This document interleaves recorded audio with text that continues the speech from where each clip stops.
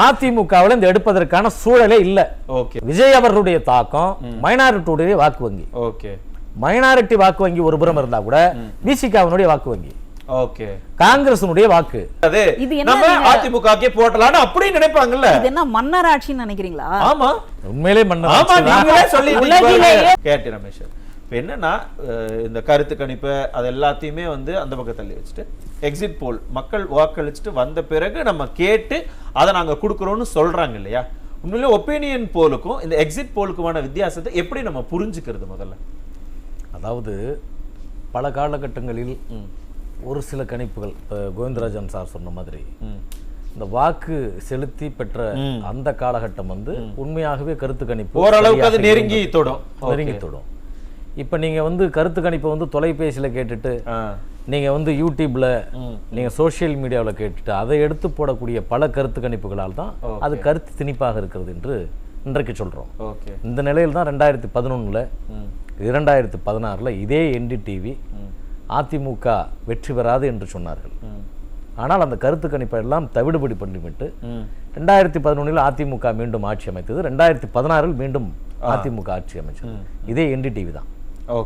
இன்னைக்கு நீங்க திமுகவுக்கு ஆதரவாக இந்த பீப்புள்ஸ் பல்ஸ், மேட்ரிக்ஸ், மின்னம்பலம், இப்படி வந்து அக்னி, ரிபப்ளிக், மார்க், மேட்ரிக்ஸ், இப்படி ஒரு சில தொலைக்காட்சிகள் இவங்க எல்லாமே பார்த்தீங்கன்னா ஸ்டேட் லெவலில் இங்கே எடுக்கக்கூடிய கருத்து கணிப்புகள். இவங்க எல்லாமே தொலைபேசி வாயிலாக எடுக்கக்கூடியது. யூடியூப்பும் ஃபேஸ்புக்லேயும் நீங்கள் போட்டுட்டு உங்களுடைய கணிப்புகளை சொல்லுங்கன்னு சொல்கிறது தான். ஆகவே இந்த கணிப்புகள் போகிறதே இல்லைங்க, ஃபீல்டு இல்லை சார்.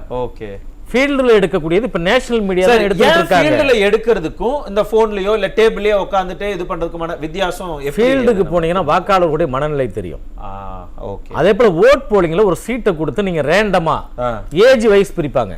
18 வயது முதல் 25 வயசு, 25 to 40, 40 to 50, 60க்கு மேல, இப்படி பிரிச்சு தான் ரேண்டமா எடுப்பாங்க.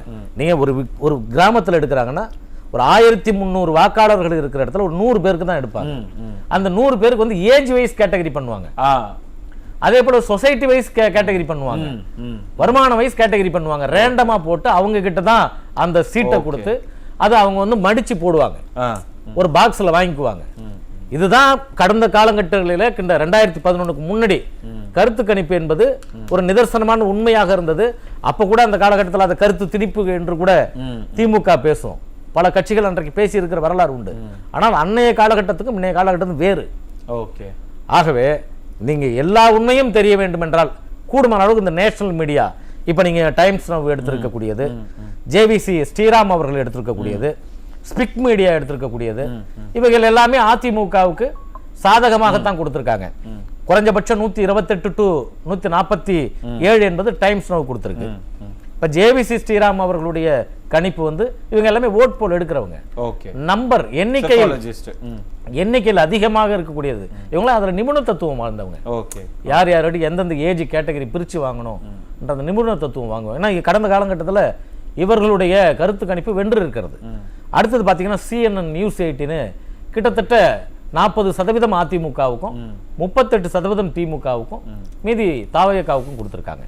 இப்ப ஸ்பிக் மீடியாவும் அதுதான் கொடுத்திருக்கு. இவங்க எல்லாம் ஓரளவுக்கு நேஷனல் மீடியா கள நிலவரத்தில் தவறு செய்துவிடக்கூடாது, நேர்மையை கொடுக்க வேண்டும் என்பதற்காக கொடுத்திருக்காங்க. இவங்க எல்லாமே அதிமுக கொடுத்திருந்தாலும் ஒரு சில மீடியா ஸ்டேட் லெவலில் எடுக்கக்கூடிய மீடியா அவர்கள் என்ன செஞ்சிருக்காங்க, இன்னைக்கு திமுகவுக்கு சாதகமாக கொடுத்திருக்காங்க, அது தவறில்லை. ஆனால் வெற்றி பெற போவது மே 4ஆம் தேதி அதிமுக தேசிய ஜனநாயக கூட்டணி. அதுல எந்தவித மாற்று கருத்தும் இல்லை. சார் கூட சொன்னாங்க, மண்டல வாரியாக பிரித்து ஸ்ரீராம் அவர்கள் கொடுத்திருக்கிறார். நீங்க டெல்டா மண்டலத்துல நீங்க கிட்டத்தட்ட 16 தொகுதிகள் அதிமுக வெல்லும் என்று கொடுத்திருக்கிறார். அதுபோல வட மாவட்டத்துல வடமண்டலங்கள்ல 32 தொகுதிகள் வென்றும் என்று சொல்லிருக்காங்க. சவுத்துல 23ல இருந்து 25 வரும்னு சொல்லிருக்காங்க. அதே போல சென்னை, காஞ்சிபுரம், திருவள்ளூர் உள்ளிட்ட மாவட்டங்களில் 19 வரும்னு சொல்றாங்க. கடந்த முறை திமுக 36 இருந்தது என்ற மாதிரில சொல்றாங்க. நீங்க எப்படின்னா பகுப்பாய்வு செய்து மண்டல வாரியாக அதை கொடுக்கறதானே நீங்க கருத்து கணிப்பு. நீங்க 19 ரூபா தூக்கி போட்டு 180, 190, நீங்க 46%, 47% என்றா இந்த சதவீதம் எங்க இருந்து வரும்? இந்த சதவீதம் எங்க இருந்து சார் வரும்? நீங்க கடந்த முறை இருக்கிறதுல இருந்து ஆல்ரெடி இருக்கிறதுல நீங்க எடுக்க போறீங்க. ஆமா, இருக்கிறதுல இருந்து நீங்க எடுக்கிறீங்க. அப்ப எங்க இருந்து எடுக்கறாங்க? அவங்க என்னன்னா அதிமுகல இருந்து எடுக்கறாங்கங்கறாங்க. அதிமுகவுல இருந்து எடுப்பதற்கான சூழலே இல்ல. ஓகே, நீங்களே கூட சொன்னீங்க. இங்க விஜய் அவர்களுடைய தாக்கம் மைனாரிட்டியுடைய வாக்கு வங்கி. ஓகே, மைனாரிட்டி வாக்கு வங்கி ஒரு புறம் இருந்தா கூட விசிகாவினுடைய வாக்கு வங்கி. ஓகே, காங்கிரஸினுடைய வாக்கு.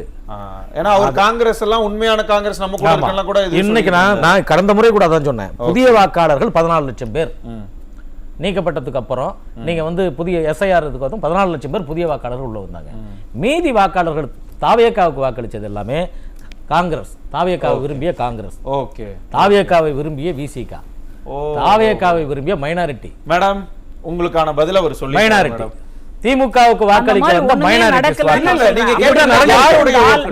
யாருடைய வாக்கு அப்படின்னா திமுகவோடது மட்டும் கிடையாது, திமுக அலையன்ஸ்ல இருக்கிறவங்களுடைய வாக்கு போயிருக்காருங்க. இப்ப இவர் சொன்ன இதுதான் போயிருக்கு, உண்மை. நீங்க கேட்டகரிக்காவது அவர் குரல் கேட்டகரிக்கே விடுங்க. காங்கிரஸ் கட்சி உண்மையான காங்கிரஸ் நம்ம கூட தான் இருக்கு அப்படின்னு காங்கிரஸ் ஓட்டுல அங்க ஒரு வெட்டு. இந்த பக்கம் ராகுல் காந்தி அவர்களும் மல்லிகார்ஜுன கார்கே அவர்களும் இந்த பக்கம் இருக்கும்போது உண்மையான காங்கிரஸ் எனக்கு தெரியல. ஒரே ஸ்டேஜ்ல ஓட்டு காங்கிரஸ் கட்சியில எல்லாருக்கும் அப்படி ஒரு ஆசை இருந்திருக்கு. காங்கிரஸ் கட்சியில இருந்த ஒரு மூத்த நிர்வாகி சேப்பாக்கத்துல வேட்பாளர் டி செல்வம். அதே போல காங்கிரஸ் கட்சியுடைய மூத்த உறுப்பினராக இருந்த செந்தில் பாண்டியன் கீழ்வேலூர்ல சட்டமன்ற தொகுதியினுடைய வேட்பாளர். இப்படி காங்கிரஸ் கட்சியில இருந்து பிரிந்து சென்றவர்கள் வேட்பாளர் ஆயிட்டாங்க. நீங்க காங்கிரஸ் வாக்கு தாவேக்காவுக்கு கொடுத்திருக்கு, நீங்க விசிகா நாம் தமிழர் ஓட்டு மாற்றத்துக்காக அவர் வந்திருக்காருன்னு இப்ப புரிஞ்சிடுச்சா? மக்களுக்கு வந்துட்டு நான் மாற்றத்தை கொண்டு வரேன்னு சொல்லிட்டு களத்துல வந்துட்டு இன்னைக்கு அந்த மாற்றத்தை கொடுக்காத ஒரு நபரை எப்படி வந்து மக்கள் நம்பி ஓட்டு மாற்றத்தை கொடுக்க நீங்க வந்து வாக்கு பத்தி சரியா? அந்த சூழல்ல நீங்க இங்க இருந்து தான் பிரிச்சதுன்னு சொல்றத புரிஞ்சுக்கிறேன். அதே மக்கள் அப்படி கேள்வி கேட்கிற அதே மக்கள் இவ்வளவு புரிஞ்சுட்டு கேள்வி கேட்கிற அதே மக்கள் பிரேமலதா சொன்னாங்கல்ல, ஆமா இங்க பெண்களுக்கு பிரச்சனை இருக்கு, போதை கலாச்சாரம் இருக்கு, வேற என்ன இருக்கு சொல்லுங்க, அதையும் மக்கள் புரிஞ்சிருப்பாங்கல்ல. ஓ ஆமா இதெல்லாம் இருக்குல்ல, அப்ப நம்ம திமுக ஓட்டு போடக்கூடாது, நம்ம அதிமுகக்கே போடலாம்னு அப்படி நினைப்பாங்கல்ல. இது என்ன மன்னராட்சின்னு நினைக்கிறீங்களா? ஆமா உண்மையிலே மன்னராட்சி. ஆமா நீங்களே சொல்லிட்டீங்க. உலகிலேயே பெரிய ஜனநாயக இல்ல அடுத்தது பேரன் இல்ல, இது வந்துட்டு பொய்யான ஒரு குற்றச்சாட்டு. வாரிசு அரசியல் மக்கள் தான் தேர்ந்தெடுத்திருக்காங்க, மக்கள் தேர்ந்தெடுத்திருக்காங்க, மக்கள் தேர்ந்தெடுக்காம வந்துட்டாங்க. நீங்க அத சொல்லுங்க, மக்களே தேர்ந்தெடுக்கல, அவங்களாவே வந்துட்டாங்கன்னு சொல்லுங்க. நம்ம 1100 வருஷத்துக்கு முன்பாக 1100 வருஷத்துக்கு முன்பாக உத்தரமேரூர் கல்வெட்டு தான் உலகத்தினுடைய ஜனநாயகத்துக்கு மக்களாட்சிக்கு எடுத்துக்காட்டு. இங்க அரை நூற்றாண்டு காலமாக ஜனநாயக ஆட்சி நடக்குதா? வாரிசு ஆட்சி தான் மன்னர் ஆட்சி. வாரிசு ஆட்சி தேர்ந்தெடுக்கப்பட்டவரா இன்னைக்கு நீங்க தேர்ந்தெடுக்கப்படாதவரா முதல்வரா இருந்திருக்காரு. மக்கள் தேர்ந்தெடுத்த ஒருத்தரை வந்து மன்னர் ஆட்சி அது வந்து எப்படி நீங்க வந்து வாரிசு அரசியல் சொல்லுவீங்கன்னு தெரியல. மக்கள் தேர்ந்தெடுத்தாங்களா சொல்லுங்க. அவர் வந்து எம்எல்ஏவா இல்லையா? 2006ல வந்து சட்டமன்ற உறுப்பினரா இல்லையா? 2006ல துணை முதலமைச்சர் இருந்தார். 2006 to 11 அந்த இதுல அப்ப மக்கள் துணை முதலமைச்சர் ஓட்டு போட்டாங்களா? துணை முதலமைச்சர் இவரா வேணும்னு முதலமைச்சர் ஓட்டு போட்டாங்க. 2021 இருந்து 2026 வரைக்கும் துணை முதலமைச்சர் 2023ல தான் அவர் அப்பாயின்ட் பண்ணாங்க. 2023ல மக்களை நான் ஒரு ஓட்டு போட்ட துணை முதலமைச்சரை தேர்ந்தெடுத்தாரு. அறிவிப்பு தான் வெளியிட்டாங்க. இதுக்கு முன்னாடி ஜெயலலிதா அம்மையார் இறந்ததுக்கு அப்புறமா ஒரு முதல்வர் வந்தாரு, அவரை யார் தேர்ந்தெடுத்தாங்க? சட்டமன்ற உறுப்பினர்கள் எல்லாரும் சேர்ந்து முதலமைச்சரை வந்து சட்டமன்ற உறுப்பினர்கள் தான் சேர்ந்து தேர்ந்தெடுப்பாங்க. மக்கள் தேர்ந்தெடுக்கல, கட்சியில சேர்ந்துக்காரு தேர்ந்தெடுக்கல, அவர் மக்களால் தேர்ந்தெடுத்தாரா? இவங்க கட்சியில சேர்ந்திருக்காரு ஓபிஎஸ், அவர் மக்களால் தேர்ந்தெடுக்காரான்னு சொல்லுங்க. நீங்க மக்கள் வந்துட்டு தேர்ந்தெடுத்தனால தான் அவரால வந்து இருக்க முடிஞ்சது. கட்சியில ஒரு எதிர்ப்பு தெரிவிச்சிருந்தாங்க அப்படின்னு சொன்னா ஒருத்தரால வந்து தூக்கி வீசிடுவீங்க. இல்ல இல்ல அந்த மாதிரி பார்த்தோம்ல. நம்ம இதெல்லாம் வந்துட்டு ஏஐல வந்தது அப்படின்றதையும் சொல்லிட்டாங்க. இல்ல இந்த துணை முதல்வர் வாரிசு அரசியலை ஜஸ்டிஃபை பண்றது இருக்கு இல்லையா, அந்த ஜஸ்டிபிகேஷன் தான் திமுக காரர்களையே வெறுப்படைய வைத்து Okay. பலர் தாவேகாவுக்கு ஓட்டு போட்டு வந்திருக்காங்க. அதுதான் கிரவுண்ட் ரியாலிட்டி. சொல்லுங்க சார். அததான் நம்ம மாதிரி ஒண்ணுமே இங்க நடக்கல. பாருங்க. யாருக்குத்தானே வேற போறோம். அதைத்தான் இப்ப மேடம் சொன்னாங்க இல்லையா, புதிய வாக்காளர்கள் ஏன் தாவேகாவை ஆதரிச்சாங்க, புதிய வாக்காளர்கள் 14 லட்சம் பேர் ஏன் விஜய் கூட ஓடினாங்க, ஏன் செல்ஃபி எடுத்தாங்க, மேடம் சொன்னதுதான். நீங்க ஒரு இளைஞர் அணி செயலாளர்னு ஒருத்தர் போட்டுட்டு நீங்க துணை முதல்வர் ஆக்கிட்டு நீங்க கடந்த முறை அதே இளைஞர்கள் வாக்களிச்சு விட்டு நீங்க டாஸ்மார்க்ல ஊழல், கனிம வளத்துல ஊழல், அங்க ஊழல் இங்க ஊழல், 30,000 கோடி 40,000 கோடினா இன்றைக்கு இருக்கக்கூடிய இளைஞர்கள் நினைக்கிறாங்கல்ல நாங்க என்ன ஏமாளிகளா? அப்ப கொண்டு வா விஜய்க்கு ஓட்டு போடுவோம். 14 லட்சம் பேர் அங்கே வாக்களிக்கிறாங்க. ஆகவே நீங்க புதிய வாக்காளர்கள், நீங்க திமுக உண்மையிலே அந்த இளைஞரணி இளைஞர்களுக்கு சாதகமாக செய்திருந்தால் இளைஞர்களுடைய ஆட்சியில இருந்தப்போ ஊழல் குற்றச்சாட்டு யாருடைய